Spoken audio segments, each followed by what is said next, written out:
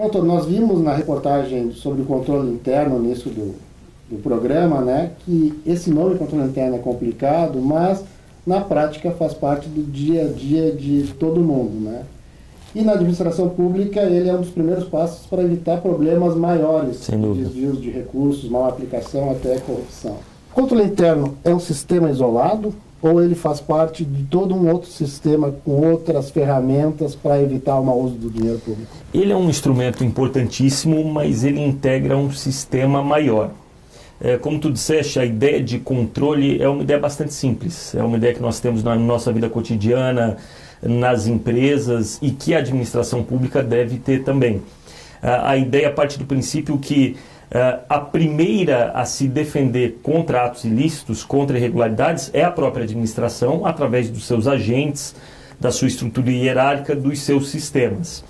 O controle interno ele é vinculado a órgãos externos e ao Ministério Público a partir do momento que as conclusões das suas atividades podem subsidiar, podem fornecer elementos para ações do Ministério Público ou do Tribunal de Contas. Então ele é, em primeiro momento, uma barreira da própria administração contra ilicitudes, contra irregularidades, e em um segundo momento ele é um grande alimentador dos órgãos de controle externo. E qual é a relação entre esses sistemas de controle interno de município e o trabalho do Ministério Público? Onde os dois se ligam exatamente? Que ponto? O Ministério Público já, desde a Constituição de 88, exerce esse papel de curador da moralidade administrativa, de fiscal do patrimônio público. O controle interno pode ser um grande aliado nosso porque as suas atividades de aprimoramento da fiscalização da administração podem, em um primeiro momento, evitar que pequenos problemas se tornem grandes esquemas de corrupção, crimes graves, e, nesse sentido, a prevenção da corrupção evita o trabalho sucessivo do Ministério Público nas demandas para a punição dos agentes. Em um segundo momento, as investigações do controle interno, como eu disse antes, podem subsidiar novas ações do Ministério Público. Então, ele é importante para nós, tanto pelo que ele evita, né? Evita que as pequenas irregularidades se tornem fatos mais graves, quanto pelo que ele revela, né? Ao constatar fatos que por si já são graves e pela possibilidade desses fatos serem comunicados ao Ministério Público. Mas assim, a unidade de controle interno de município, ela leva os resultados dela diretamente ao Ministério Público ou isso passa depois por um processo administrativo interno? Como é que o Ministério Público toma ciência daquilo que foi detectado pelo controle interno e é de fato uma atribuição do Ministério Público completar a atuação? Esta comunicação deveria ser feita, Ângelo, à medida que a unidade de controle interno detecta algo grave, passível de atuação do Ministério Público, esta comunicação deveria ser feita. Agora, com a lei anticorrupção, que pune os atos irregulares praticados por empresas, o controle interno de cada município do Estado tem o poder de instaurar um processo de apuração dessas irregularidades e punir ele próprio administrativamente a empresa envolvida no ilícito. E a lei anticorrupção, a lei 2.846, prevê que a instauração e a conclusão desses processos administrativos devam ser comunicadas ao Ministério Público. Então você já tem um comando legal que determina a comunicação.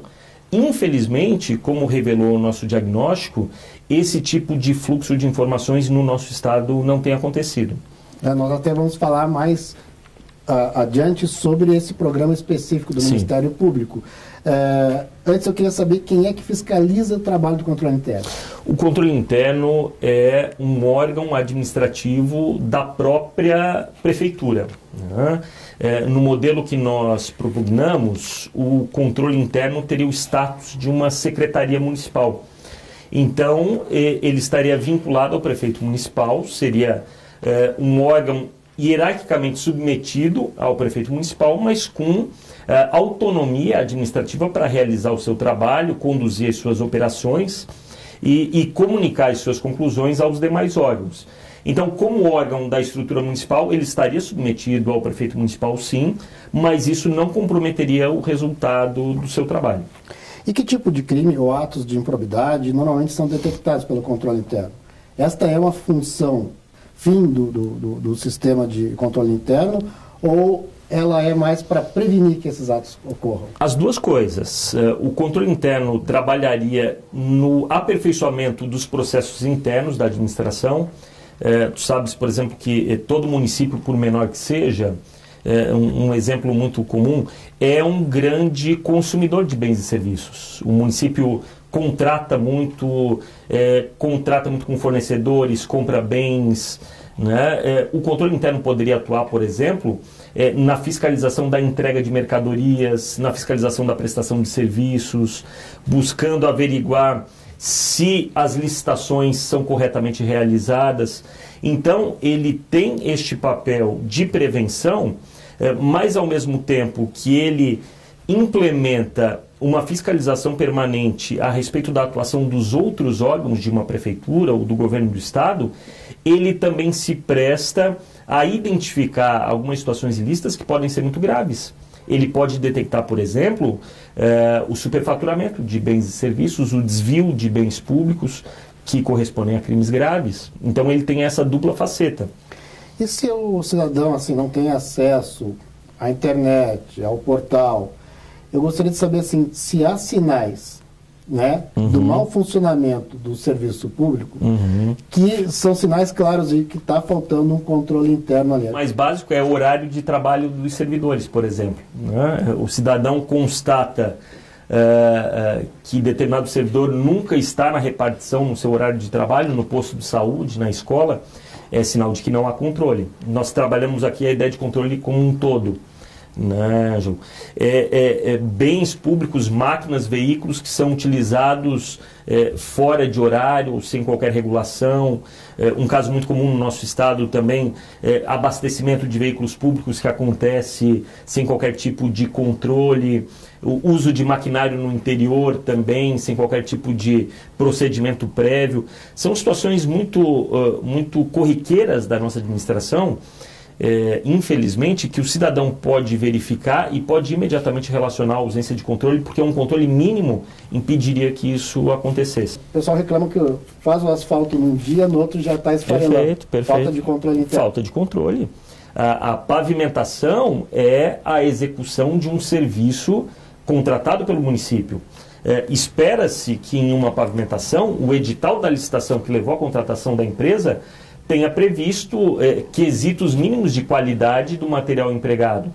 Se o material utilizado ali não correspondeu ao que era previsto na licitação, faltou controle por parte da administração. Sem querer particularizar, mas agora recentemente aconteceu, se virou notícia nacional e internacional, a queda daquela ciclovia. Isso é um sinal de falta de controle também? Além da má execução da obra? Sim, tomando controle no sentido amplo, sem dúvida. Sem dúvida, é algo que se houvesse a fiscalização no momento adequado, muito provavelmente, né, a gente não conhece detalhes desse caso, dessa investigação, mas poderia ter sido evitado, sem dúvida. Então a gente vai fazer um breve intervalo e depois a gente vai falar propriamente do programa do Ministério Público Unindo Forças para tentar adequar a situação dos municípios ao controle interno. Um momentinho e já voltamos.